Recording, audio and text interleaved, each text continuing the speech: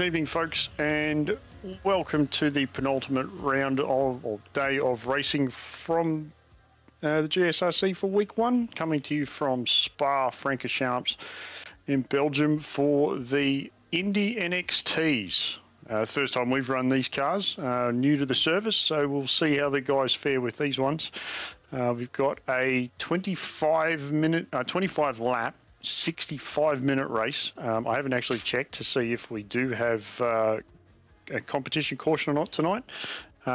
You've got myself here, Greg Heaney, along with Joe Baldwin in the booth as well on the buttons.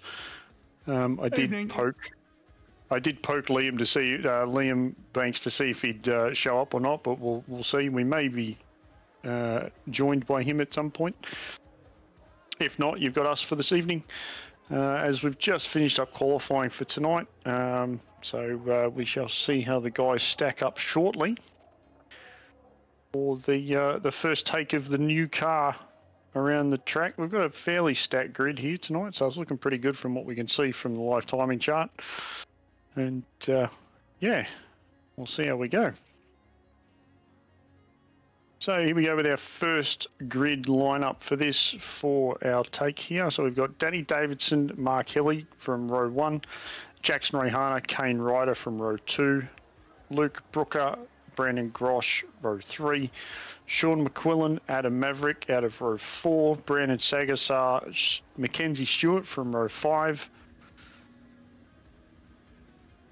Over the page, Joe. Thank you. Dylan Walker, Luke King from row 6, Vaughan Ryder, Craig Bond, Johnny Benak, Matt Schmidtke, Nathan Michael, Bevan Moyes, David Baz, and Shoban McKernan, sorry.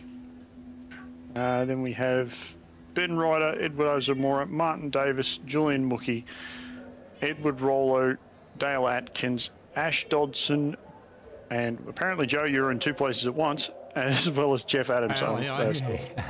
Yeah, so we've Joe and Jeff are not taking to the grid for this one. Rolling start, I just noticed too. I was expecting a normal start with these cars. Obviously, a rolling start. I can see a pace car out there, so that's something new for open wheeler like this one, but. We remember, Joe, they are an Indy car, so they are a lead up to Indy, so it makes sense that they're rolling. And knocking out a livery for my guys tonight before the sim started, I actually noticed that at least they're going to know who they're chasing because the name of your opponent is on the back of the rear wing. On the rear wing, that's right. So here we are. We're at Spa, Belgium. Obviously, as you said before, 6.93 kilometre track, 23-degree ambient, 33% humidity, partly cloudy with 13 kilometre an hour winds. Track date is October 2nd, just gone 2 o'clock in the afternoon. So we no pedals or buttons for this race. Oh, he's using shifter, are you, Jackson? Oh, that one's going to be. That's going to be handy. So partly cloudy. So great conditions for an open wheel race around Spa, Greg. This should be an interesting race.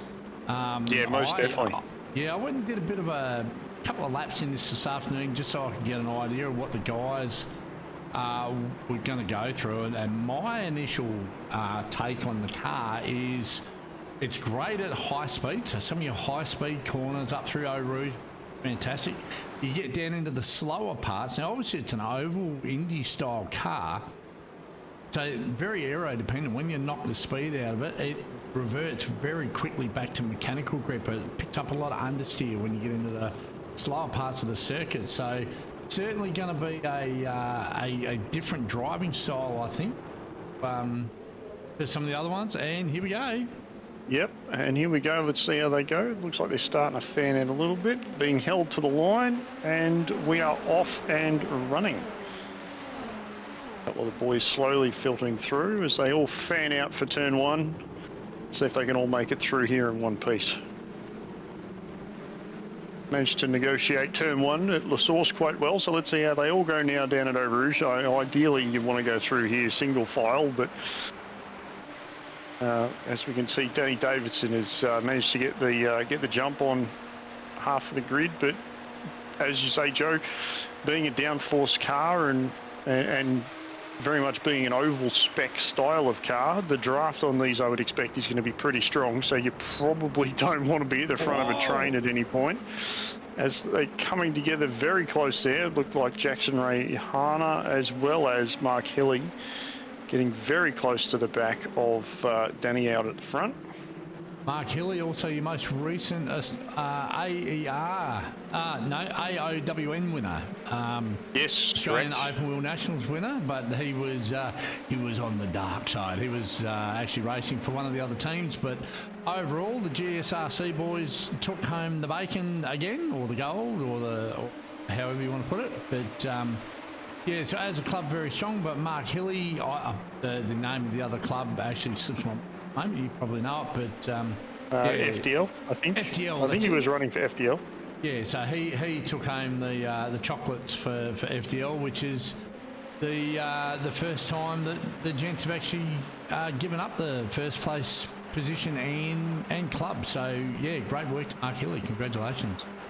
Very much so. As we can see Adam there saying he's had a crack at driving it. Yeah, they're very close. I mean, I would expect the tyres would come up relatively quickly on this. Yes, it's a very fast-flowing circuit, but they're certainly putting it through their paces. We can also see it looks like a couple of the guys have already ended up with meatballs slightly further down the grid there. In David Baz and it's not David Baz, it's Showburn and Ben Ryder. That car seems to be missing a few pieces. And a big one down here, Brandon Grosh. Oh, no brakes. Oh. That's a little bit unfortunate. And what? Got involved very late. A couple of my boys got stuck in there as well by the look of it, maybe. That's all happening down here at turn 1. Just, nowhere to go, nowhere to go. Yep, which is very unfortunate. However, it looks like most of the guys have managed to get through that relatively unscathed and out the other side. Having 6, 7 so far up the front. Mark Hilly, second. He's chasing down Jackson Ray Harner out in the lead there by 0.6 of a second. Still well within draft. Looks like Jackson's having some Blinky Bill moments, maybe. We don't need that. Blink. No, definitely not. Just double check and see if the boys actually do have a competition caution of some sort coming for this one. Let me just have a quick squeeze back here. There is potential for either 1 or 2 competition cautions included in said race. Okay. Hang on, sorry, no, I'm reading that wrong. That is the oval. There is 1 definite comp caution. So there will be a competition caution at some point tonight. So it's pretty much going to be... I would drive that if the guys have read the sub-regs for race tonight, or at least for the first 9 rounds anyway. You drive the first stint up to that competition caution without trying to compromise yourself too much and almost just try to maintain position. If you want to lead from the front, sure, lead from the front, but you'd want to be just trying to maintain up to that caution point, and then you'd go all out from there, I would say. As you're right on board here with Kane. Save your push to pass, save your tyres. I'm not sure what the tyre life is in the car. I did about 1.5 laps, 2 laps, I think, just to get a feel for it. So tyre life is something like it's a new car. And all these guys are learning it too. And you'll probably find some of the guys that are mid-pack, once the car clicks for them, it might take 2, 3, 4 weeks. They'll find that thing makes the car click, and once they do that, they'll be up front. Like Dylan Walker is currently back in he's fast. Schmitty, Bondi's back in getting fast. Bevan Moyes and Julian Walker, them guys are plays fast in open wheel cars, and they're currently back in 16, 17. So some of these guys have, however, managed to gain a bunch of positions too. They did too, yeah. 7 for Julian. They picked up 7. How fast are these people Formula car? So these are one step down from the Indy car. So these are like what were known as the Indy lights is what these are. They call them IndyNXT now. They're probably faster than F4 or an F3 and not as quick as a Super Formula light. I think they'd be... No, from what I think they're a little... being it's an Indy style car, I'd say, Joe, they're probably maybe a little bit faster than an Indy than a SFL. Formula light, okay. Yeah, but obviously not as fast as the SF, the Super Formula. No, not many. The Super Formulas are an absolute rocket ship in a straight line. Yeah, they are. I think the next time we run Friday night, we need to run that the silly car, that what was it, the IRO1, V10 and all that. That thing, that's an animal. That thing. Yeah, I mean, we could probably arrange something. Got to speak to the people in power. Oh, you might be one of them. I could well be, but it's not just one person running the club. I mean, I can have a say, Absolutely. but we'll see how we go. Yeah, as I'm sure a lot of our listeners will know, I've stepped back from, if you haven't, I have stepped back from the president role. I'm happy back just committee role and doing broadcast for now, and still putting in my two-bob when people actually listen. But yeah, you yourself, you've been appointed up into the VC role, which was formerly held by Josh Sweetener, who's now our current Senate president. So, yeah, congratulations to you, Greg, and to Josh as well for taking on the big chair and keeping it warm for everybody. So, yeah, it's going to be interesting to see where the club goes over the course of the next 12 months with you guys in the leadership chair. So, congratulations, Greg and Josh, and all the other guys too that were voted in. There's some here in Dan Blacklock and Tom Wilkerson as well. They've come on board the committee, and Jeff Adams as well. So, yeah, some fresh faces and some old hands, I guess. So, interesting to see where the next 12 months takes us. Yeah, with any luck, it all goes in the right direction. And everything's going okay so far. So, yeah, we've had some good turnouts so far this week, and all the input that everybody else is doing behind the scenes with the rest of the committee roles and so forth, refinements here and there, and new features within the club and so forth like that. So it's all going well at the moment. So and just an update on fastest lap, currently held by Dylan Walker. Check that as he goes past. Yep, still held by Dylan Walker with a 2:04.45. So every chance of that may have had a little bit of push to pass, or at least a good amount of draft, I would say. Well, but Brandon Grosh has had an incident. Happened to Brandon. Well, no, got a bit of touchy. No, throttled up. Yeah, a little. There was a very minor touch there, but that was certainly a little bit of power oversteer, I think. From what the guys were telling. What tends to Danny Davison got the better of Jackson Rayhana at the moment. All Jackson's down, has a look.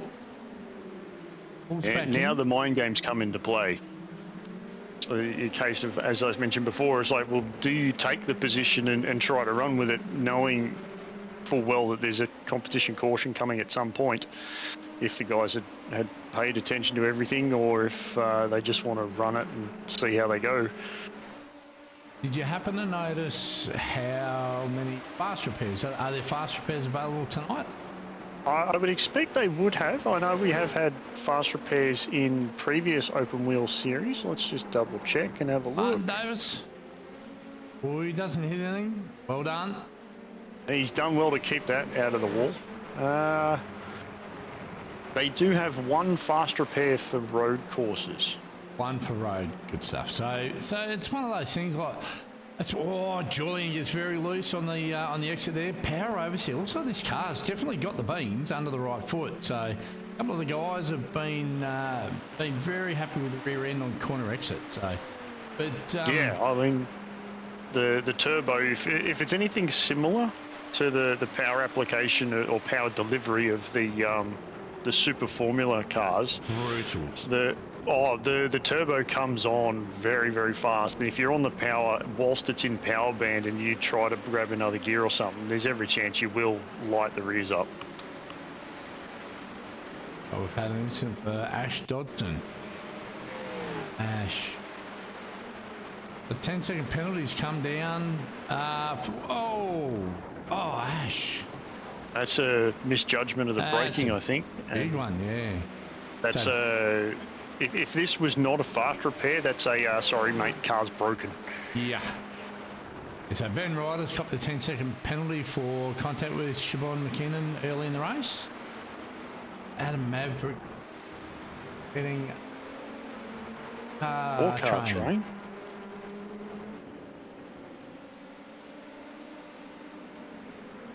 Yeah, they could well be, Adam. Look, I just looking what we're seeing at the moment, I think this is the sort of car we need to have a look at, even possibly running this for the AOWN, like the Open Wheel Nationals. And Yeah, why not do something different? And yeah, and I'll put it to the guys. Have a we've got the Oval Series, the Road Series. Why not have a Open Wheel Nationals Oval race? I mean, it could be an option. We could pose that to the other clubs involved with FDL and SRW, and see what feedback we get. It could certainly be something, or maybe, and as we see, another 10-second penalty. Contact with Mackenzie Stewart on that too. Yeah, it could well be an opportunity maybe to change the car up. Put the Super Formula Light as a NFA for Luke and Braden. Yeah, I would think that maybe put the SFL away for a round or two, or maybe for the end of this season, as there will be another race held at the end of this season as well. Yes. For the last one of this year, maybe next year we pose that we swap the cars out a little bit, maybe go for something a little bit faster. Like, as we say, the IndyNXT, it's a new car, it gives a little bit more whoa. finesse. Sorry to interrupt. No, I just thought that was actually about to jump on that. That's so we've got Mark one. Kelly with a 5-second penalty for maintaining an advantage by going off track. So yeah, that would be well, that could be interesting come the end of this. That's being that the gaps at the front are very close. Something might have happened to Adam Maverick. Okay. Look, Adam's had an off track. Haven't had ads. So, okay. A little bit of locker wheels there. Was he battling? Whoever is running in the Red Bull livery. You got Mav on track. That could be Johnny Banach. Johnny Banach. Banash. I think we went through this last season, didn't we? I'm pretty sure we did. We did, yeah. I'm fairly certain we did. They look to have just been a little bit of locker wheels and just come together. So I would probably expect race control's going to look at that and say, well, maybe it's an NFA. What have we got, Adam? 5 seconds for over an hour. It can be big. Because if we look at the gaps for the front 5 cars, they're all within a second of each other. So a 5-second penalty at that point will effectively drop Mark down into 5th position as it currently stands. So it would certainly hurt come the end of the race, depending on what the gaps are at the end of the race. So, but it will come down to strategy play as well. With any luck, the random competition caution doesn't fall at around the midpoint. I would expect it's not going to fall within the first 15 and the last 15 minutes, so it's going to expect to be somewhere in the middle section of the race. Yeah, I did see the Mark and yeah, I did see that get tricked on the off track. Okay, so what's happening there? Side. Oh, look, similar to Adam and Johnny. Oh yeah, I reckon there was probably a little bit of net code in that. Yeah, just the initial part of it, like just the way the car kind of sucked themselves in together. Back on track. Back here. See if we can get an onboard, maybe. Oh. Be on. So that's on Danny's car. So, aim. Look to me like a bit of netcode. So look at the left front tyre here. Yeah, definitely. Yeah. Oh yeah, there was certainly, it looked to be a little bit of netcode in there somewhere. Yeah, so there now, that's where the 5 seconds is really going to hurt him, because it's going to drop him back in the back into the pack. Yeah, front and rear wheel touched, but I think that that definitely looked to me like it was a bit of netcode that actually initiated the contact, and once that netcode initiated it and it turned Danny a bit, then come across in heavy contact, and they both carted off the track. So that's... As we can see, about 1/3 of the field have dove for the pit lane. No, it's nothing you can do at home, Adam. It's just the way the game recognises. So when you look down on a code level, the cars, what you see here isn't what the game sees of the car. The game has like contact areas. I remember saying iRacing did a video on it a few years ago, and the cars actually have, like, they're built with bubbles around the wheels, and so they're encapsulated in a bubble.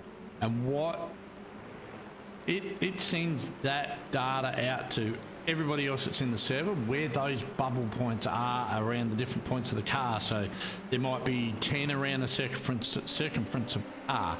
You know, one at the middle of the nose cone, one either side at the front, the side pods, the front, the rear wheels, the gearbox and whatnot. And if those spheres touch code, that's contact. But it's predictive. So it looks at the last 5-10 frames or whatever, and it will then predict where the car's going to be in another 4 or 5 frames. So with your own internet, yeah, that's right. So if you've got really good internet speed and whatnot, that's right. But it's, oh, we've got yellow. Oh, have we gone yellow?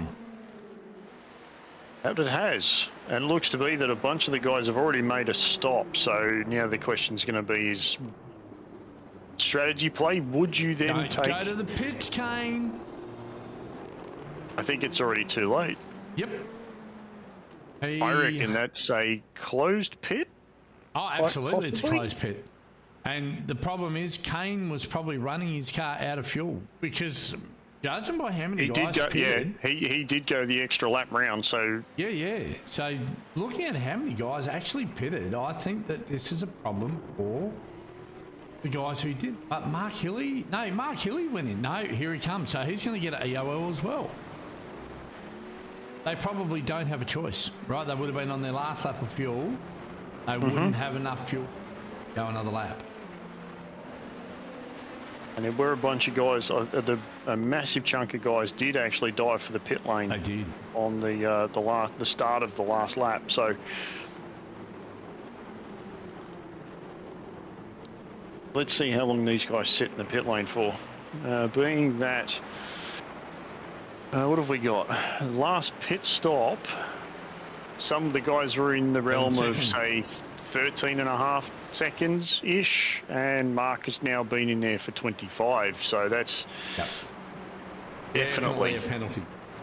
Yeah, that's definitely a thank you for coming. You can hold and wait. That's harsh. Yeah, I mean, I get it. It's harsh, but when you know it is, but that's the randomness of it. You don't know exactly when it's coming. Absolutely, and we've done a lot of MtnMen to know the difference, right? When you know that there's a random safety car coming, you never head off on your last lap with 1 lap of fuel left.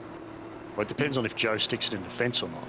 I've heard them rumours. But yeah, it's very much when you've got down to having 2 laps in of fuel, you have to pit. Like, you can't head off when you've only got enough fuel to cover that lap, because this here is exactly what you get. You'll get you'll get caught having to pit because you won't make the race, especially a lap that's 2 minutes long at race pace. You're looking probably 4.5 minutes idling around here behind the safety car. It's 6 point something close, about the same, a little bit longer than Bathurst actually. So yeah, it's a fairly long. I think it was. Go and have a look. Right. Double check that. Yeah, 6.93. So you're just marginally longer than Bathurst. Oh yeah, 6.14 for Bathurst, and yeah, 6.93. So it's yeah, it's definitely a long track. So when you've try and trundle around there, if you've only got half a lap of fuel left when it's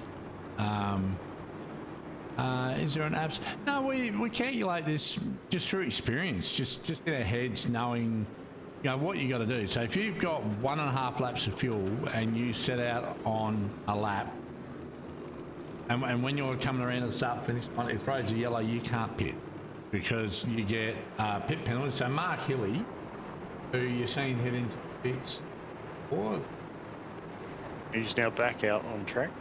So whilst just touching on that as well, Adam, in terms of apps and so forth, the sim, I'm going to call it a sim, Joe, not a game, does actually have... minute 51 in the pits he was. Minute 51, yeah, that's a long pit. So the sim itself will actually do auto fuel calculations for you if you want to trust it. I find it generally works pretty well for me with my setup, the way I drive. You can adjust for margin, how much margin of error do you want to put in it? Do you want to put less margin in? Do you want to put more margin in? There are other apps and standalone side apps that you can run. I think Race Labs and a few other ones out there that do it as well. There's another one called Sodi, but Sodi always had a lot of issues with it, buggerising around. So it was great when it worked. Looks like the pace car's going around again. I would probably expect the pace car will be in at the end of this lap. So the boys should have all then filed up and caught up with everything. We jump on board with Jackson. He's going to pull up behind, right on cue, and we can see there is no lights on the safety car. So yes, there is another lap, and we've got a bunch of guys back into the pits. Yeah, well, this would be the point where you take the effectively free pit stop. Yes, it may cost you a few spots on track position, but it's effectively a free stop. You don't lose out to the rest of the grid because you're going to catch them back up because they're just trundling around. And as you can see, these guys that are coming out of pit lane are going to file onto the back of the grid, and the back of the grid's not even at the top of not even at the start of the Kemmel Straight yet. So. Quick splash and go, and as we can see, it looks like Vaughan Ryder has well, he got a penalty. Potentially either got a penalty or put the car away. He's off to the pub. So one of the things that'll mean for them guys is when they pit, Greg, it's only a lap behind the safety car, but that can mean, depending on the car, like a supercar, it could be a litre and a half or 2 litres. Oh, most definitely. A car like this, I don't know. I'm actually not up to speed with the fuel burn. But if they can then pass a few cars, plus save a little bit of fuel, everybody's going to have to pit again no matter what. And when they do, their pit stop will be 1.5, 2, maybe 2.5 seconds shorter than some of the guys who didn't pit just then, and they can make up a position. Or it also might put them in the. Do these cars have the ability to? Like I know with the indicator, you can set fuel burn rates. Oh, the fuel map, for the throttle map. I'm not 100% sure. If you can play fuel maps, can they get home without stopping? Well, that's the thing, yeah. I honestly haven't even driven the car yet. I actually haven't even picked it up myself, so it's pretty wild. I will. Oh yeah, I am going to have to pick it up because obviously I'm sitting in here keeping the seat warm for one Zach Cabin, so I'm going to have to pick up the car probably before next week if I'm going to turn some laps in it and see how we go. Whilst Zach is in here with yourself. And keeping an eye on the Discord chat as well. Kane unfortunately tried to go that extra lap without using any push to pass, and managed to get caught out by the randomness of the safety car. So here's Mark Hilly. So he's got a 5-second penalty hanging over the helmet at the moment. He actually pitted on lap 9, which obviously that was where he got the stop and hold. Got the stop and hold. One part of that, you know, as we said, it's been nullified. So he's in mix with guys that stopped on lap 10. Everybody else stopped on Dylan Walker. Just about everybody stopped lap 7 or 8. 7. And then again on lap 10. Mackenzie Stewart stopped lap 7, that's right. Everybody else was lap 8, which Nathan Michael, Baz, Mav, all them guys stopped as well, but they then went back in. So Zamora, he's up 13 position. At the moment, is it Bardo? Now we got Julian Mookie up 13 and Dale Atkins up 14. That's not a bad drive. For Dale.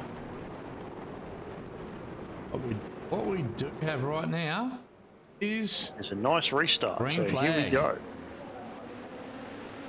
Looks like Jackson Rayhana's got an awesome jump out of that last corner. As we can see, there was a couple of cars very close together going through that shot. I think it was Luke and Dylan were absolutely nose to gearbox coming into the first corner. So be watching for a possible passing manoeuvre at the end of the straight. I don't think that gap behind Jackson is going to be big enough to hold off Luke down into the corner here. Draft to the left.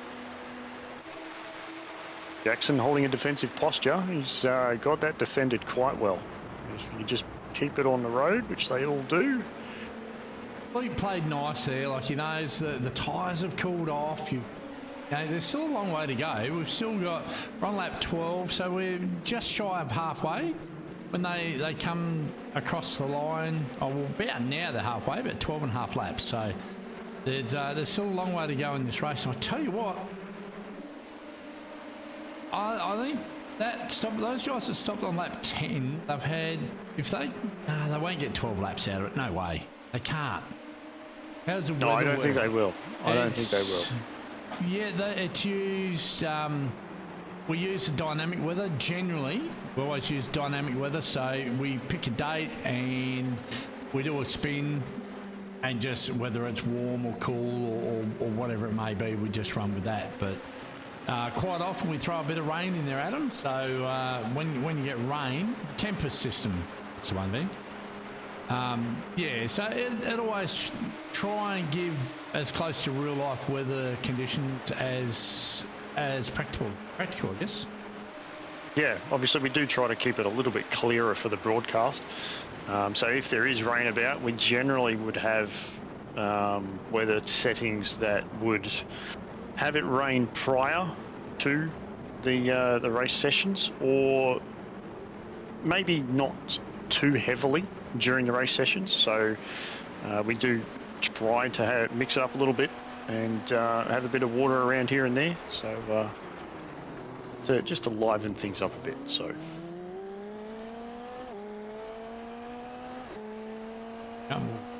the dashboard. Let's see how fast Hilly goes down through Eau Rouge. Done the hunt. Got Adam Maverick in the crosshairs. Oh, geez, Ads might have picked up a slowdown right there. A long way over that curve on the left, but he's not backing off. I think it would only count as an off-track. I think the right curb only counts an off-track. The left one is the one that you get the slowdown for. Oh, it's Dave Bads in front of him. Sorry, Mav's behind him. Both looking in a green metallic car. He wasn't close enough for you to read the rear wing, Joe. Oh, as Baz goes karting off into the wall. That's a very broken Aston Martin-esque IL 18. Oh, sorry, 15.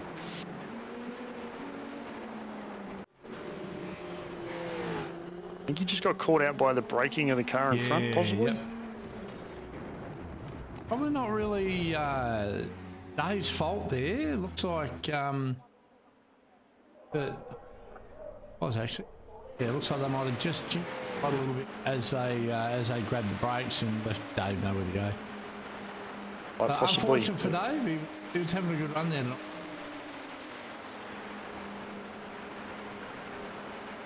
A couple of your minions doing well tonight. Yeah, good to see. I did. Oh, who was that? Julian Mookie. That was Julian Mookie. Wow. Oh, come on, boys, clean it up. They're trying to run over each other. Oh, what happened? I'm not sure what. Oh, we got shunted. Oh, that's not good. That was a big ouch. Yeah, I'm staying out of that, but I would dare say that there's going to be a penalty to one of my guys for that one.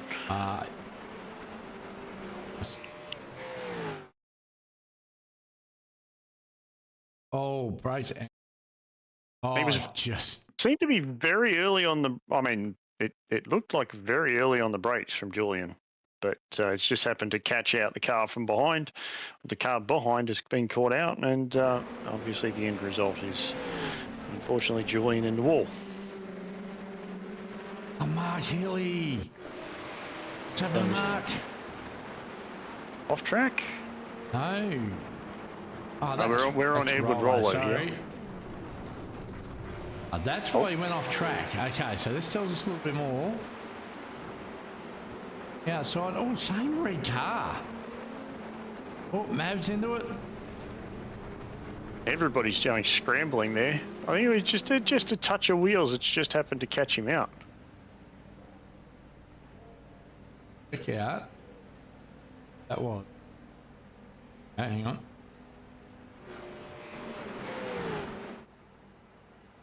Dang ya. Lost it again. Tough. Okay.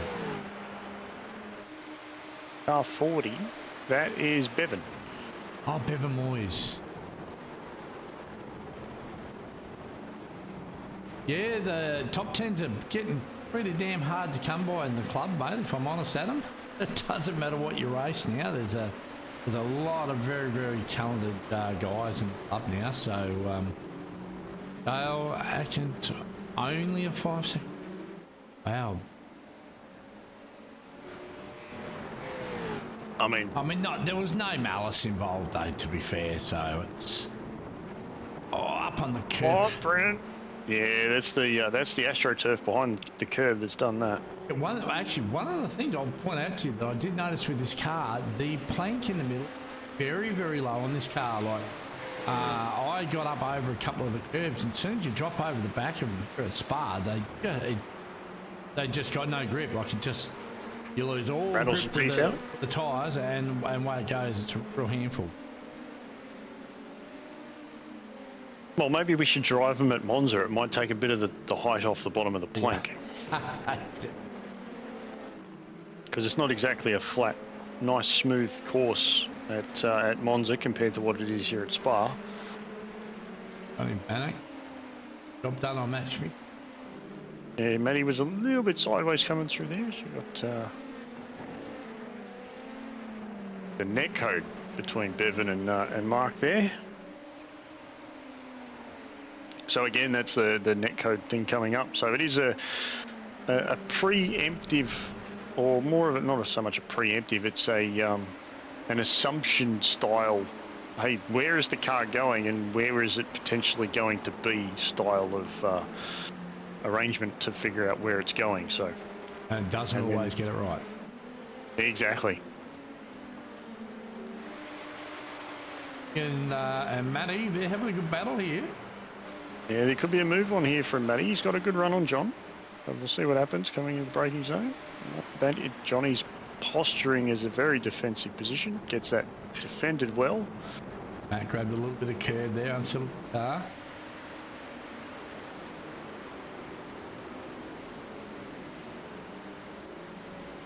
Danny Davidson with the... No, Danny didn't have it last time. Danny now has the fastest lap on a 2:04.13, so doing pretty well with the fast times, and everybody else is kind of maintaining around the same pace. So Dylan Walker looks to be ranging up on the back of Jackson again. The gap's down to 0.1 of a second and closing ridiculously fast.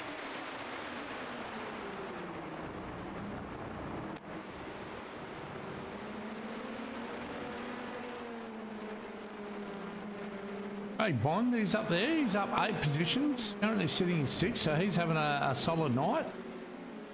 May have lost pace with the leaders a little bit, but still a solid top 10 position at the moment with 9 laps to go.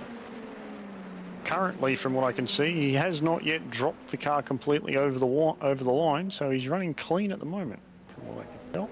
So he's doing quite well. We see Bevan Moyes going for a stop here. This could be a fuel and tyre stop to get him through to the end. So we'll see how he goes with that one. Looks to be that maybe fuel takes a little bit longer than tyres. Tyres look to have already been completed on that car. Maybe they don't do them at the same time. No, he has a black flag. Or had a black flag.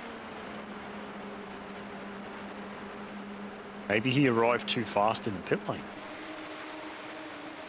Very easy done at Spa.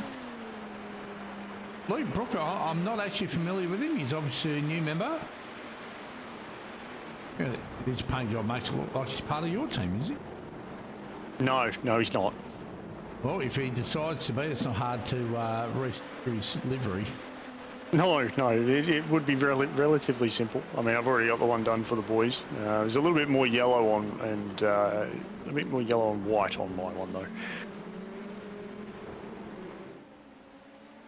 though. Doing quite well for himself here, taking it up to some of what I would regard as some of our best open wheel talent with the guys here at the front. Probably one really style depends. of car, Adam.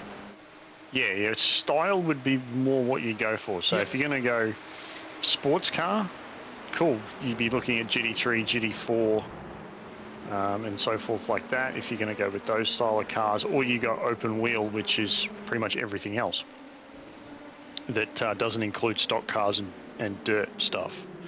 So and like on Wednesday night, there's the supercars and the Triple H. What do you call it? Like the TA2, sorry, what do you call it?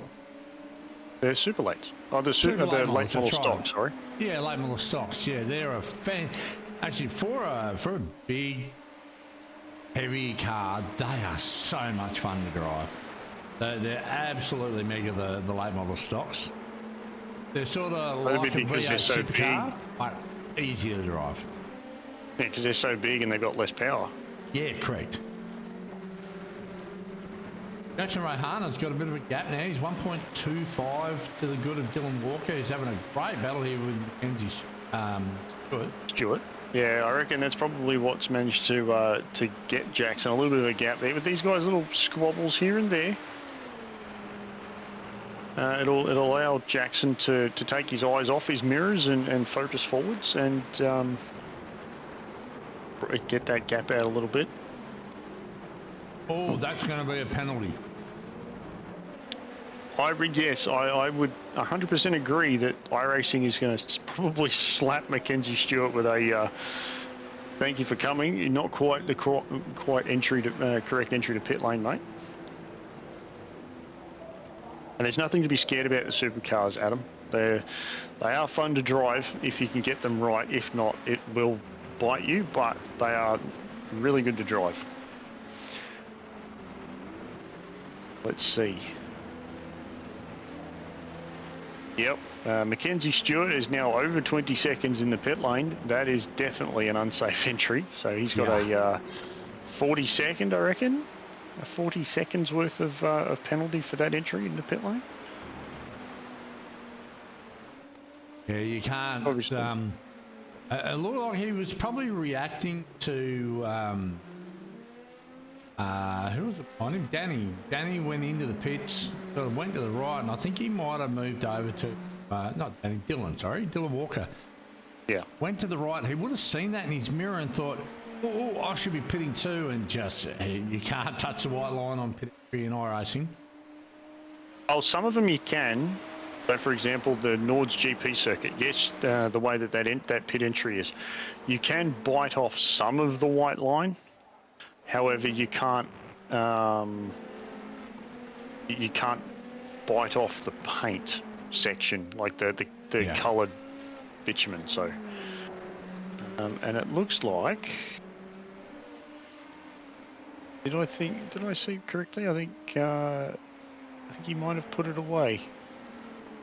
Oh, I can't get in. Yeah, Mackenzie Stewart has put the car in the shed. Seeing marked as out of said car. I will admit I'm getting a 40. Yep, so our leader is now in the pits. Bondi's in the pits. Johnny's in the pits. You can see how hard they're attacking that line. I mean, you can gain seconds, well, maybe not seconds, but at least a decent chunk of time attacking the line, but being able to get the car stopped correctly is the fun part. Nathan Michael's in. I think we'll probably see just about... Again. He's going again, okay. Just see how that fares.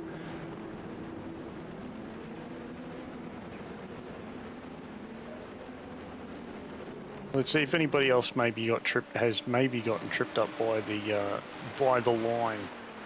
That's the cycling through pit lane here. It doesn't look like anybody else has been unlucky enough to cop a not so safe entry. So Jackson Rehana was stationary for 12.8 seconds. We had Dylan Walker for... Dylan Walker was stationary for just under 12. And then we had Luke Brooker stationary for 10.7. So we'll see how that goes. And we're now with Nathan Michael out in front.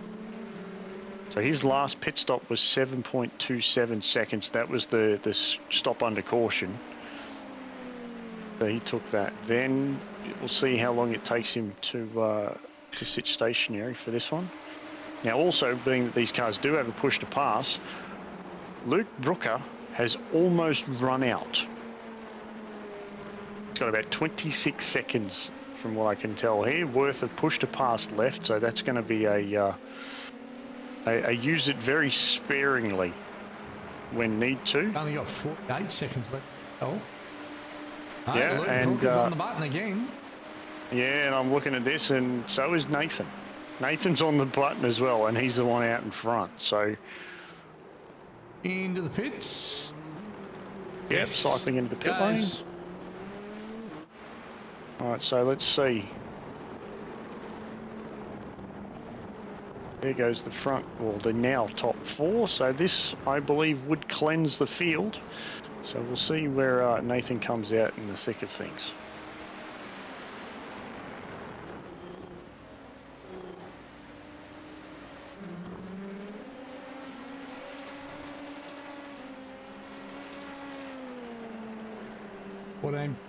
Seconds. Oh, Nathan. That'll certainly get him through to the end.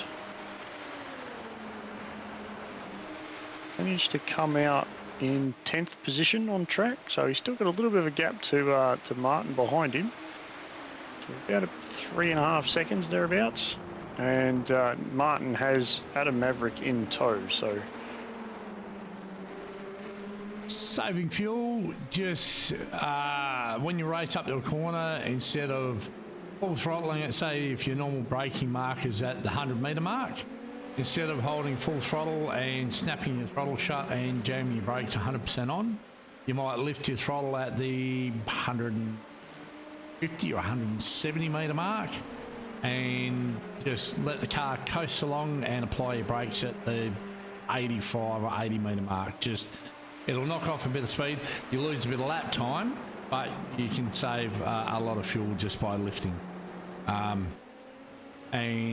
just picking the throttle up a lot gentler, like when you get on the throttle, just instead of banging the throttle to the ground when you could, just roll it in nice and gentle. Power up gentle is the basics of saving fuel. And saving tyres is almost similar, but flashing. Yeah, saving tyres. Connectivity issues. Yeah, saving tyres is just about basically being smooth. Like, don't be aggressive with the steering, don't be aggressive with the brakes. Keep the car in a straight line. Try not to slide the car too much. Yeah, don't slide the car. Just be gentle with the tyres at all times. They'll last a bit longer. See, Julian Mookie's brought out a yellow flag as a localised, and looks to have unfortunately copped a black flag as well. Not sure if that's a drive-through for penalties count or a broken car.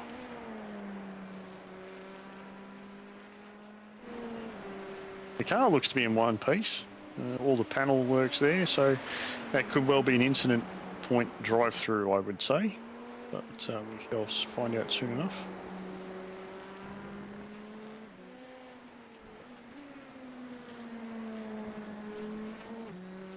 Can't see his count. Over. What a problem.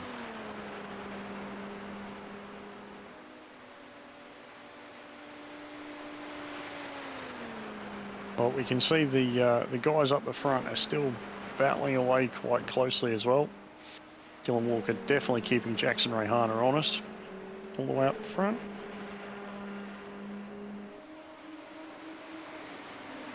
So if Dylan is playing mind games here with Jackson, it's going to be the case of just keeping the nose in there, playing in the mirrors, just peeking here and there to see if they can potentially force the error from the car in front. And Jackson Rayhana is probably one of the harder guys to try and crack, I would say. So play on, Dylan, and see how you go, mate.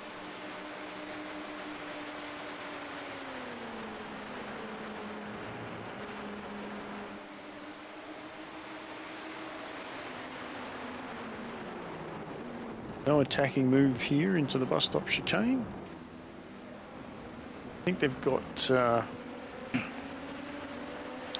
4 laps to go. I was going to say, yeah, I think it's a 25 lap race tonight. Yeah, 25 laps. Definitely going to be done within the time frame allotted. Wise, Dylan's had a bit of a wiggle coming out of La Source there, getting the car up on the curb. Cost him a little bit of ground, but not a huge amount. What's the draft here? 0.5. Growing. No, it's not growing. Now it's shrinking. Oh. It wasn't quite that sort of gap. Yeah, it wasn't quite close enough to make the most of it. No. I reckon if you're within inside that half second, as you can see, he's gotten up on the curb there and cost himself another couple of tenths. I reckon if you're inside that half second, it's going to be an absolute hoot to drive with a draft, and it's going to drag you right up to the back of the car in front of you. The Johnny Bannock here having a good little battle here with Craig Bond. Generally, there is rules around that type of stuff.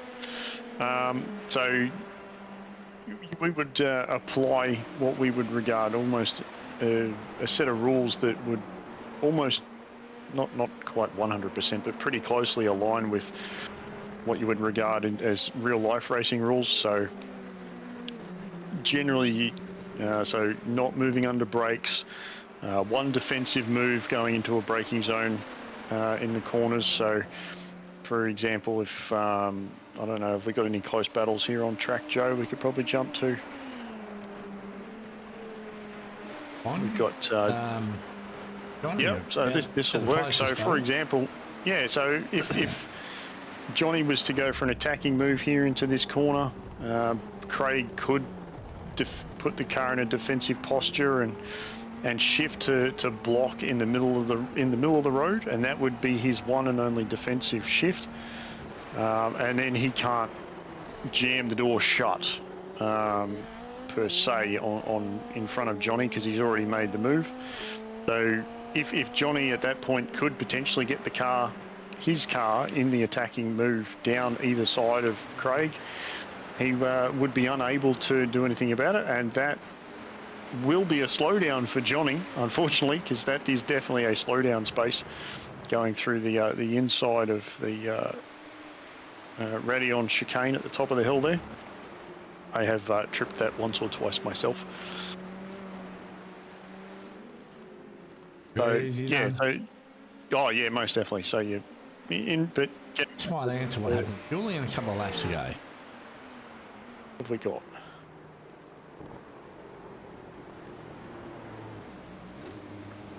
Oh, yeah, that said that he crashed. As well as an unsafe pit entry. Yep. Bringing up the front here, so got Danny and Dylan there going at it. Jackson's now he's getting a bit of benefit for this. For the last couple of laps, these guys are battling hard over second, and it's just given Jackson a bit of a breather. So Jackson will be happy to see these guys battling out in the mirrors, and he'd be like, leave me alone, you guys fight for the scraps, please. Yeah, pretty much. Though Dylan doesn't have a lot of push to pass to use as a defensive role either, so that's going to probably save that for the last lap, I would say. Though, depending on how much fuel Danny's got on board, he's got a very large amount of push to pass to go. So Dylan's only got 10 seconds left. Yeah, and Jackson's got a minute and a half. So it's going to be very interesting, as we can see Dylan on the button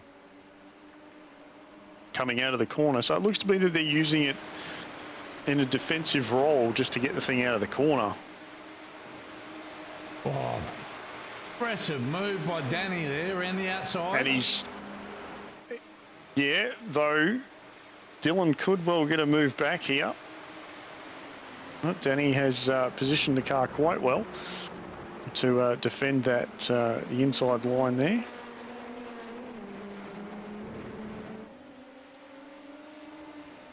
Now, the smart thing here, Joe, would be is if these two boys squabble at the same time as try to work together to try and catch Jackson at the front, it would certainly liven it up for the last lap. Trying to get some guys to work together for the benefit of the race finish can be quite difficult, I'll say. Oh, of course, because everybody wants the position in front. Yeah. But in some cases, you don't want to be the one at the front of that train that's trying to get everybody else to work together. We might mention it sometimes, but people are too busy doing the race that they're having. Oh, yeah, of course. Yeah. You have the fun races that we'll do on Saturday night for the MtnMen series. It's somebody's nicked off out the front, and everybody's just trying to catch the car, and everybody's also trying to squabble over the same piece of bitumen at the same time. So, and being that it is more of a man shed style chat going on at the same time with a good banter here and there, it can get it gets a bit fruity, and we get a little bit carried away at the same time, but it's always a good fun. So, it is always good. As the guys are now starting the last lap, so see how the boys go here. So we've got Dylan Walker's got about 4 seconds left of the push to pass, and now he's got 2. We can see Jackson and Danny Davidson both on the button with about a minute worth of push to pass left. However, it looks like Danny might be close enough to close that gap right in with the draft coming up the straight. Oh. As our helicopter pilot happened to be flying behind the trees. Oh, there we go. Danny had a bit of an oversteer moment there coming through the corner. He had a bit of a slide coming out of the Lacombe chicane. So he's actually managed to close it up there through Ravage, coming down to No Name. But the only real spot I think Danny's going to be able to make a move here is possibly coming into campus, and then that's really, if you can't get anything there, it's only going to be at the bus stop chicane at the end of the after Blanchimont. So it's going to be an interesting one to see if he can close that half-second gap between here and the end of the track, but or the end of the lap. But I don't think he's going to be able to get that done. So he is still on the button, so he's giving it absolutely everything. As we can see by the slide coming out of Paul Ferrer, kicking a bit of gravel up in Dylan Walker's general direction. Well, he's closed the gap down to what have we got there? 0.2. Jackson Rayhana, perfect defensive posture there coming into the last corner.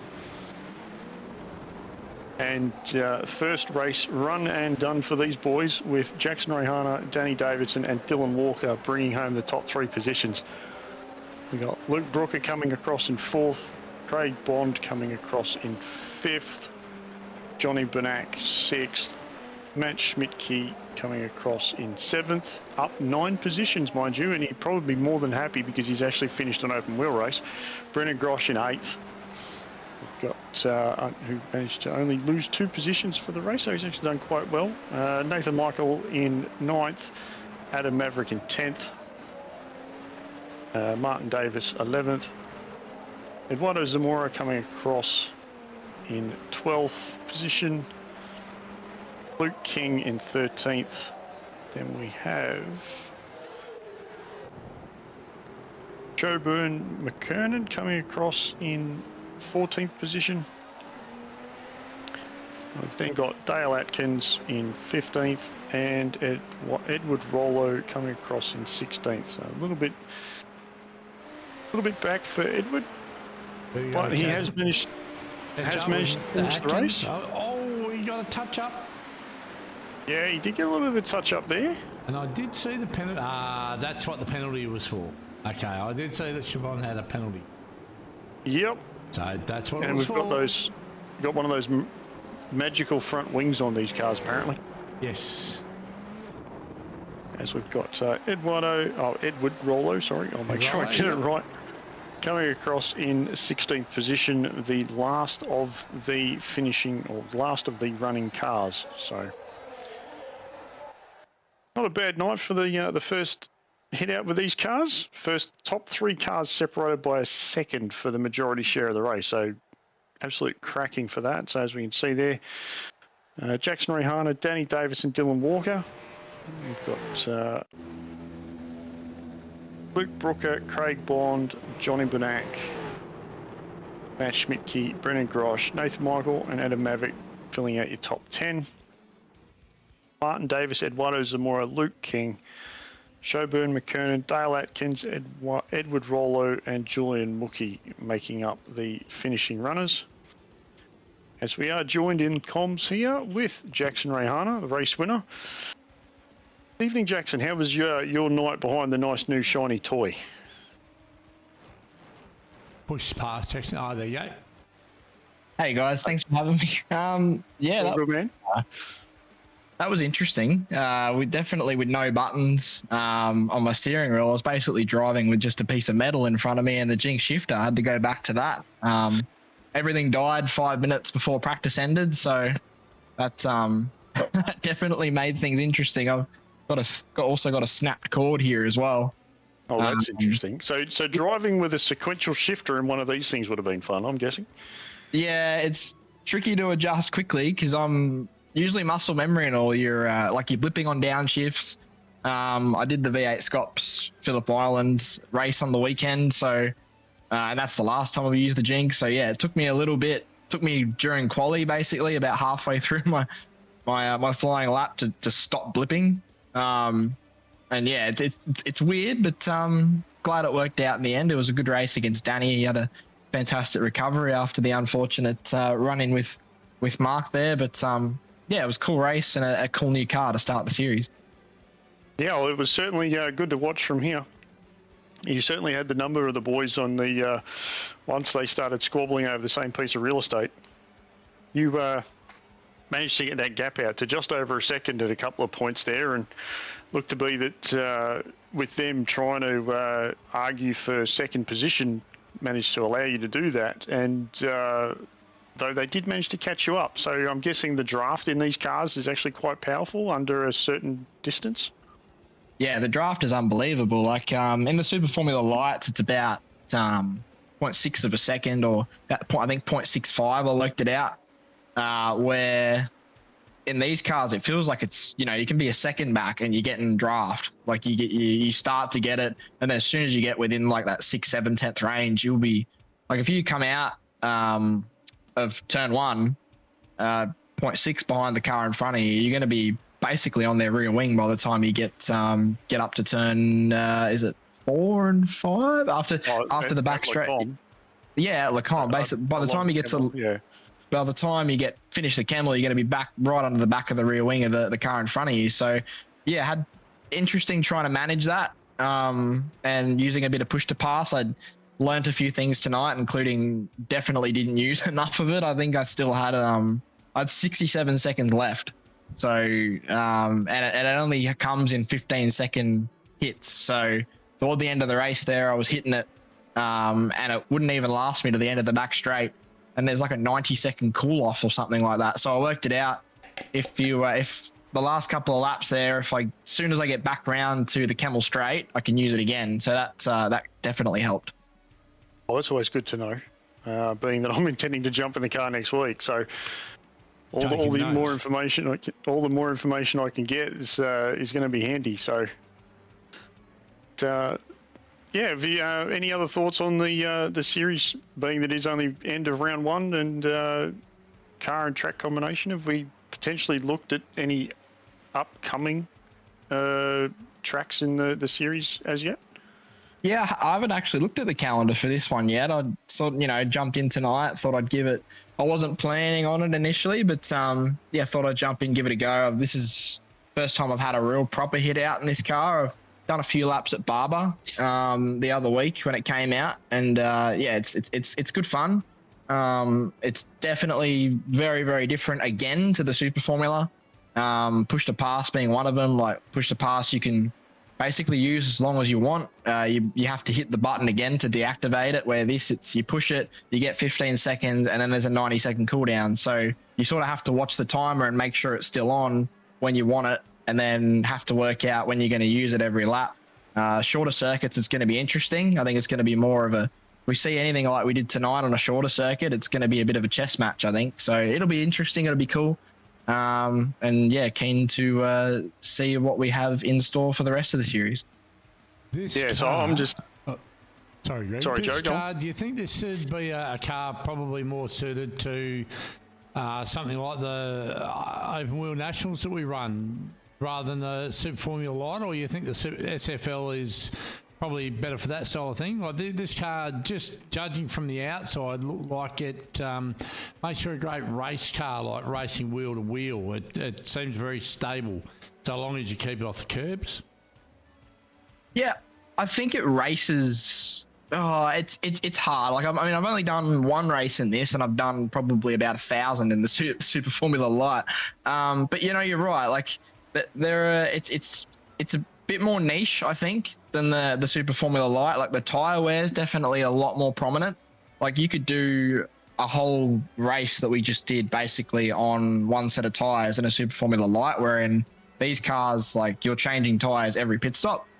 Fuel goes into the car a lot slower as well. So you've got time basically. It covers, I think on the last stop, it was either something weird happened with me or it didn't quite cover it. But I know with the fuel top-ups, it almost covers tyres. So you're basically taking them every stop, and they take not anywhere near as long to switch on as the Super Formula Light. I think they're a lot softer, and they wear a lot quicker. So that's going to make, I think, racing... I think they're going to be a little bit more raceable, I think is where you're getting at, Joe. Yep. But, yeah, it's tricky because the Super Formula Light's got way less power as well. So, like what you saw tonight with the draft, it's probably more, but within a closer gap. There's a lot of stuff to work out with this car, I think, and how it's going to work with racing and that, and like what, I guess the strategy is going to be if you're caught in a train like we were at the front tonight. But it's exciting. It's a cool new car. I don't know if I like it yet, but I didn't like the SFL initially, and now I love it. So yeah, we'll see how we go.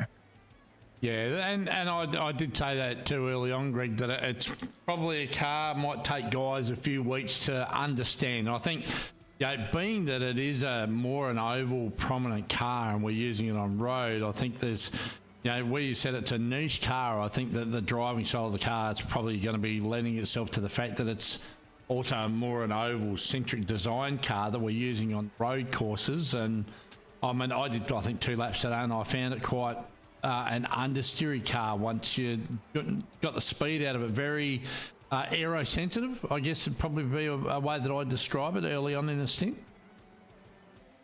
I think it's you definitely feel the wash. It's probably the same comparatively to the SFL, but again, like all the distances, it's all relative. Like all the distances are different. Like as I said with the draft, like you get the draft way further back in this thing than you do in the SFL. Like 4/10 when you're going that fast is a really long time. So like instead of, I guess 15 car lengths, say it is in Super Formula Lights, it's like probably more like 25, 30 in this car where you're getting draft. So yeah, wow. Yeah, it's really tricky. Like when you mentioned like I had a second gap at points, I'm like, gee, okay, I should have, like, normally in the SFL I'd be off and gone, but like they were still catching me from, like, I think it was as high as 1.1 at one stage, and I felt like they were catching me on the straights. I'm like, oh wow, the draft is extremely powerful. But it's going to take a lot of learning, just the way the car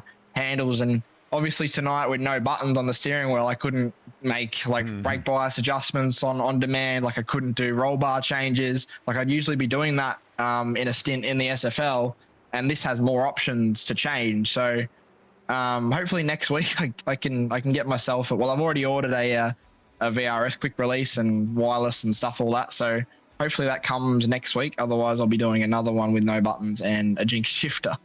Well, I've just had a quick squeeze at a look ahead to the schedule. If we can bring that up, Joe, and we'll get Jackson's thoughts. That can't be right, Joe. You've got Formula Ford there. Oh no, it's the track thing's right. I'm pretty sure. I don't think it is. Hang on, or did I bugger it up? The Summit Point Raceway looked very funny tonight. It did. Yes, I put the wrong one. I put the wrong one in. You're right. Let's try that again. These would be interesting at Summit Point, actually. They would be. Now, just Canada next week. Oh no. Hang on. I can fix this very quickly. Now, Are you sure it's Canada next week? Because it's not what I'm looking at. No, give me a second. Go about suspense, Greg. Where are we racing? You're going oval racing next week. Oh, that's sick. Whereabouts? Iowa. Okay, yeah, that'll be cool. That'll be at least for you. If you paddles and everything don't work out, it's going to be just click it into top gear and send it. Yeah, pretty much. Like just look after the tire, and the only problem is I don't have. I've got a foot clutch, but I never use it anymore because I've got the paddles behind the steering wheel. So I've been using them since I got this new setup, and going back to a foot clutch definitely is interesting. So yeah, that's definitely going to be. It won't be too bad. It'll just be annoying coming off pit stops. But yeah, oval racing's cool. I'm glad that's in the schedule. So the way we've got this sorted is it's a 7 and 3. So we've got road, beautiful. Oval, couple of road or 3 more roads, and then we're going to WWTR. As oh what? Yeah, wow, okay. And then I think I've ever raced there. Then we go road racing again. Around Long Beach, so I'll make sure that we bring the spare parts truck because we might need it. Then we're off to Texas. Cool. Around one of the super speedways, so that'll be good. And it'll be good to hear you've actually got some practice in, because then we're going off to Barber Motorsports Park for the second last round. Most underused track on iRacing, I think. Yeah, I will agree on that as well. It is a really good track to drive. And then, being it is an Indy car, it would be rude not to go to Indianapolis. Have you seen Indy Lights racing in these cars? Well, so here we go. There we go. Joe's Nice got one, a Joe. So we are actually going to Indy. However, we're going on the Indy Road. So we're not going Indy Oval. We're going Indy Road. So that'll be interesting. Yeah, got some laps in this week in the GT4. So yeah, that'll be good. That'll be good. Portland, never driven there, so that'll be interesting. Red Bull Ring in these, I think you'll see a very similar race to what we saw tonight at Red Bull Ring. Laguna Seca, I think will be. I don't think it will race as well, but that's because it's a lot tighter, a lot less straights. Who knows? We might see some wheel to wheel, but probably not as much as tonight. Worldwide technology will be awesome. Long Beach will be, I think bring the parts truck for that one, because these things, like, they're not meant to be too fast, but they feel that when I first jumped in them, they felt much quicker than I thought they'd be. And that 500 horsepower is a lot for, I think, for a junior series. Like, that's. Well, we did put the speedo on one of the cars. I think it was might have been Danny or Dylan trying to chase you down the Camel Straight, and they were topping at about 270 kilometers an hour. So yeah, I was getting about 271. 277, I think, was the highest I seen with. Oh wow! Yeah, with an onboard and draft. Yeah. Yeah, nice. So they're certainly quick. And again, the tyre feels. Sorry, Joe. I was saying I got the right logo up the top there. Yes, yeah. He's gone out and fixed everything. I have. The tyre, I think with the power and the tyre deg, I think that'll be the two key differences from what we've raced here before in open wheelers. Like the Super Formula Light and even the Super Formula didn't deg, I don't think, anywhere near as hard as this car. So we'll be seeing, we should be seeing tyre stops. I can't imagine anyone not taking tyres if fuel covers it, and even if you lose about 1 or 2 seconds, I definitely think it's still, after tonight, I think it's definitely worth changing them, because they deg pretty quickly and you lose a lot of traction off corner. It's okay in the corners, but traction off the corner is where you notice the biggest difference at the end of the stint.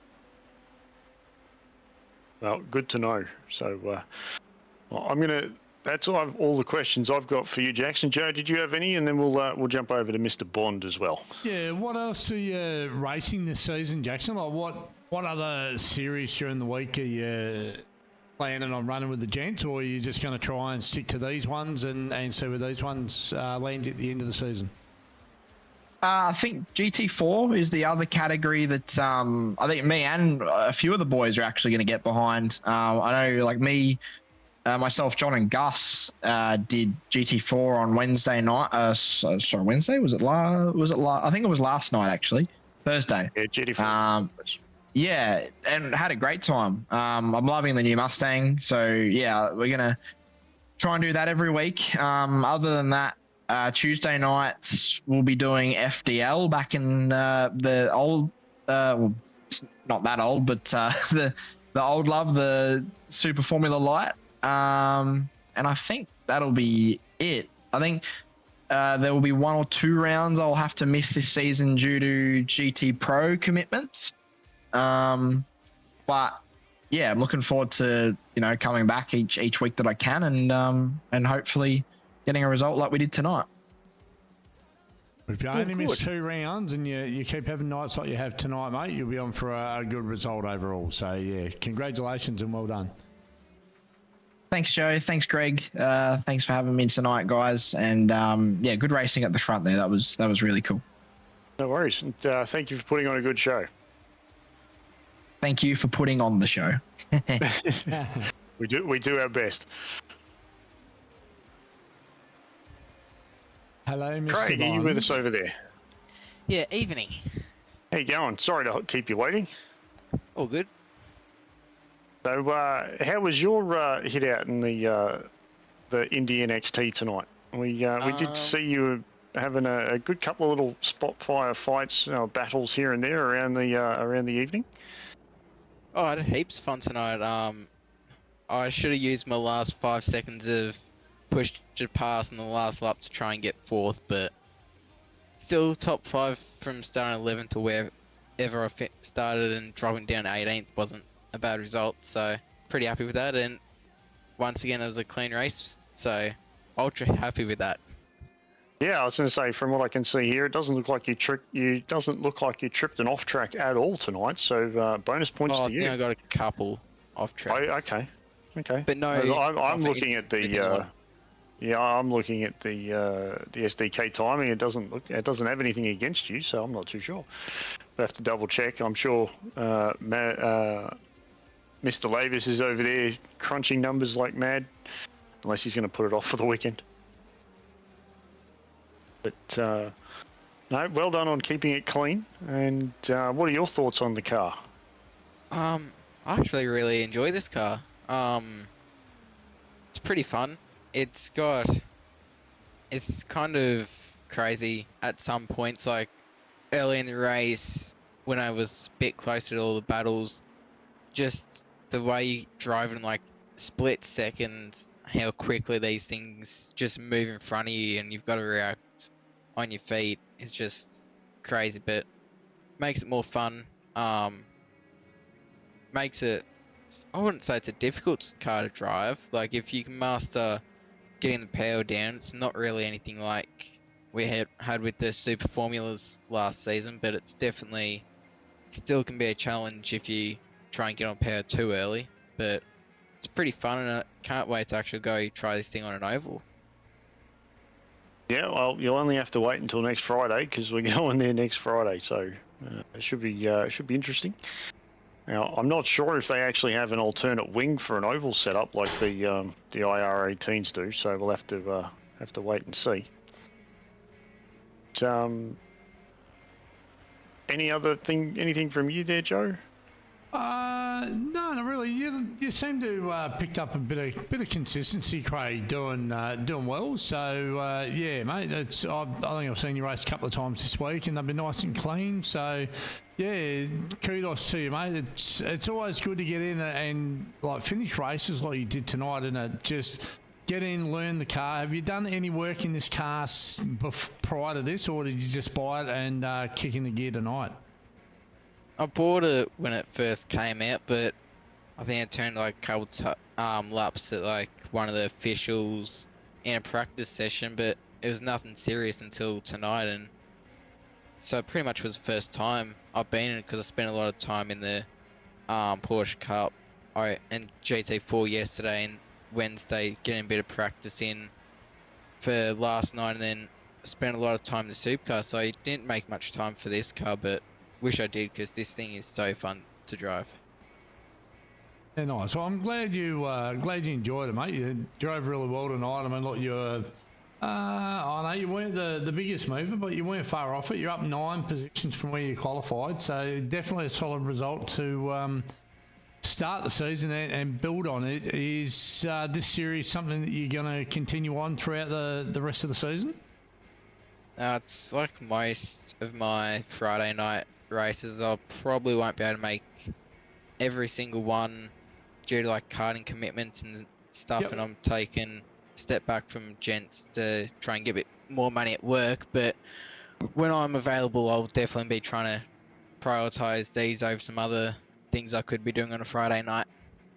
Yeah, nice. All right, well, we look forward to some of your performances in the season coming up, mate, so well done.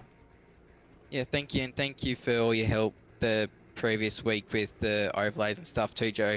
Yeah, really helped me too tonight. Easy, mate. Yeah, it's probably one of those things, I guess. A lot of guys, if you don't know, you don't know, right? And I've been iRacing a long time. I'm not the fastest guy out there, but I know what works and whatnot. So and if anybody out there's struggling with how they got their stuff set up, just reach out. There's, and if it's not me, and there's guys out here just want to see everybody having a fair go and just steer people in the right way on how to set up, overlays to help their racecraft and their experience in the sim as well. And I'm sure that it's probably made it more enjoyable for you.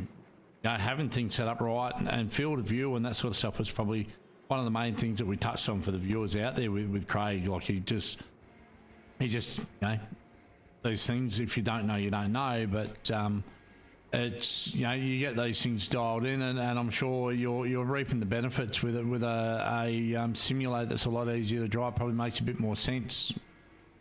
Yeah, most definitely. 2 seconds quicker around Bathurst in a Gen 3 supercar because of it, and a nice, clean, consistent race tonight. So definitely taking the advantages.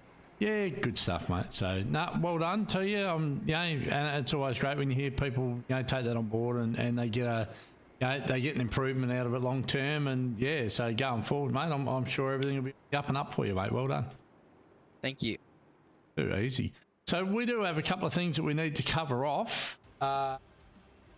Greg, so for tomorrow night, MtnMen is back on the. It's back on the schedule. So.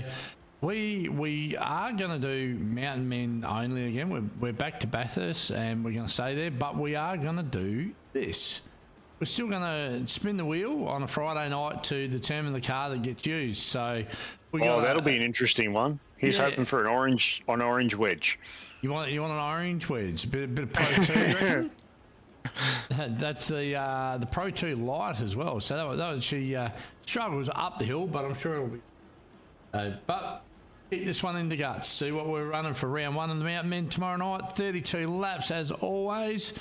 And you didn't quite get your wish. The Lotus 79. Now, anyone who's ever run this car up on the mountain knows how much it is. It's goddamn fun, that thing. So, yep, we've got a great setup for the car for Bathurst. And 32 laps, round 1, Lotus 79. Let's go. That's lots of fun. So you're in a super fast canoe where downforce is very much a suggestion. Absolutely, we are. So good luck with that. I'm going to try and recover. I'm probably going to be recovering from Petit Le Mans. Oh, that'll be a lot of fun. So that brings us to here, Greg. Yeah, so as we've just figured out there, so tomorrow night, 32 laps of the mountain, 8 p.m. race start in the Lotus 79.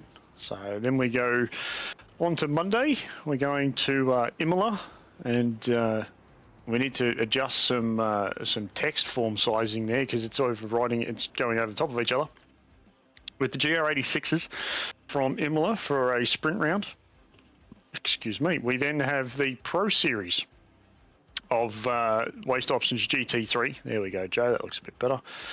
We then have the Pro Series of the GT3s coming from Mexico City. So that will be a very interesting race. It's the first of our series being run this season to take to the new track for a 60-minute standard length race there. So that will be some make for some good racing, I would say. I have turned some laps around the track myself. There are some very tight pinch points around that circuit, so it will be interesting.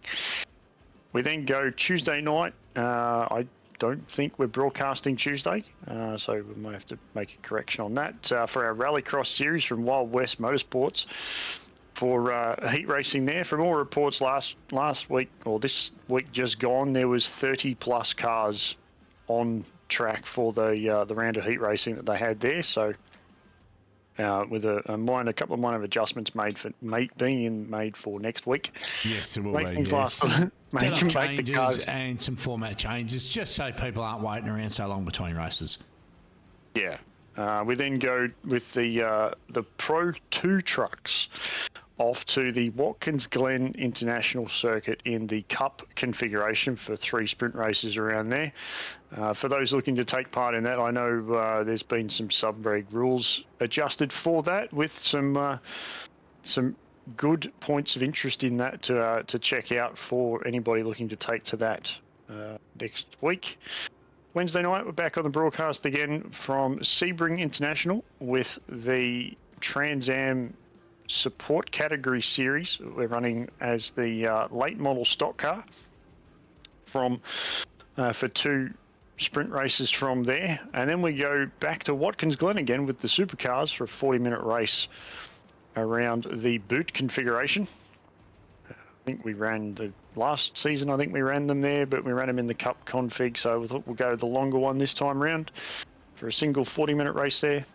And like next Thursday, we're off to Road Atlanta for the GT4s for a single 40-minute semi-enduro for those cars. That'll be a decent length race in them. And then we're off to Hockenheim for the Porsche Cup for the first sprint round there. And then next Friday, off to Canada, Circuit Villeneuve, for a sprint race with the Skip Barbers. That one is not on broadcast. And then we're off to, needing another adjustment here, we're off to Iowa Speedway for some oval racing in the IndyNXT series with myself. I will be on track, but you'll have Zach Cabin and Joe Baldwin here in the booth for that one. I missed that one. Sorry, guys. Yeah, it's all good, Joe. That's why we can adjust things on the fly. The joys of live television. Or in this case, live YouTube. So, and we've also got... here we, I think it was 100. I think it was about 100 something. Yeah, 100. Maybe 110. Yeah, something like that. But yes, lots of laps. Lots of laps. 155 even. There we go. 150. That's yeah. Well, that covers it. Lots of laps. Yeah. You're probably going to be dizzy by the end of it, and he's hoping the tyre deg doesn't blow tyres out. But we'll see how the boys go. 155. Yeah, it was 155. There you go. Yep, definitely going to get dizzy watching that one. But hey, look, at Iowa, it doesn't matter what you race around there. It's always fun. And fast. And very fast. And obviously, don't forget you can get your merch for the club or your own team shirts and so forth. And with summer coming up, the stubby holders will come in handy at the website there with www.gs. What was it, Joe? It's disappeared again. Merch. No, it's just a HTTPS. merch.tgsrci.com. Or there's the other one at the gsrcmerch.shopify.com as well. Yeah, both those links will take you to the same destination. So, and one of the other things we've got to cover across is our sponsors in Waste Options Trophy.ai, Pantech, Spreyton, non-alcoholic ciders, the GSRC merch, Flash Graphics, and new club sponsor Disruptive Labs. We'd like to thank those guys and put a shout out to them lads for coming on board this season. Always welcome to bring a new major sponsor on board. So big shout out to Disruptive Labs and coming on board, making the club bigger and better going forward in season 25D. Yeah, very much so. It is very good to have the guys from Disruptive Labs on board, and hopefully we can get the name out there for them and maybe get their stickers on a few more cars, I reckon. Yeah, absolutely. So, I think that just about wraps us up tonight, Greg. I think it does, Joe. So thank you for all the guys that were on track tonight, putting on some good racing, and well done to the podium in the IndyNXTs. And Joe, thank you very much for the broadcast in the booth here. And we'll catch you guys on Monday night. Thanks, guys.